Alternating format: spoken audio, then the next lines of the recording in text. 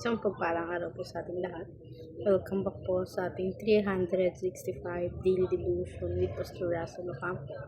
So, ang topic po natin for today is giving back to God. And, syempre, patuloy pa rin tayo sa ating Bible character edition.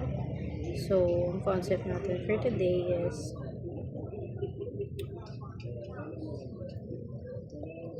surrendering what you prayed for, Hannah's faith. So Hannah prayed with all her heart for a child, and God answered by her giving her son Samuel, but Hannah did not hurry hard. She gave Samuel back to God. She brought him to the house of the Lord and left him there to serve God all his life.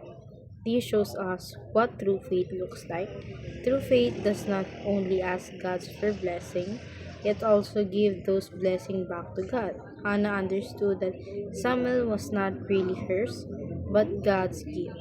Everything we have comes from God and belongs to Him. We're only stewards, meaning we will take of what God gives. Hannah trusted God's plan and more than her own feelings, and she honored her promise to Him. At may kita natin ito sa 1 Samuel chapter 1 verse 27 to 28. Ang sabi dito, "For this child I prayed, and the Lord has granted me my petition that I made to Him. Therefore, I have I have lent him to the Lord. As long as he lives, he is scant to the Lord." And he worshiped the Lord there. At ituturo ko at i-share ko po yung mga natutunan ko sa naging topic natin for today. Magsisimula ako sa ating teaching. First teaching, Hannah prayed earnestly for God's help. So, si Hannah, naging specific siya sa kanyang panalangin. And yung panalangin niyang yun is tulungan siya ng ating Panginoon. So, sa ating second teaching naman, Hannah received what she prayed for. So, si Hannah, gawa ng pananalangin niya at patuloy na pananalangin at paniniwala sa ating Panginoon. Sinagot ng Panginoong Kristo yung kanyang kahilingan at kanyang pananalangin sa ating Panginoon. Sa ating third teaching naman, Hannah decided what she received to God. So, si Hannah, lahat ng meron siya, lahat ng nakukuha niya sa buhay niya, lahat ng blessings na meron siya is dinededicate niya yun para sa ating Panginoon. And galing yun, syempre, sa ating Panginoon.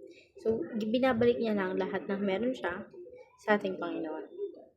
So, dadako tayo sa ating application. First application, pray persistently until God answers. So, magdasal lang tayo palagi ng magdasal hanggang sa masagot na ng ating Panginoong Kristo yung mga katanungan sa buhay natin.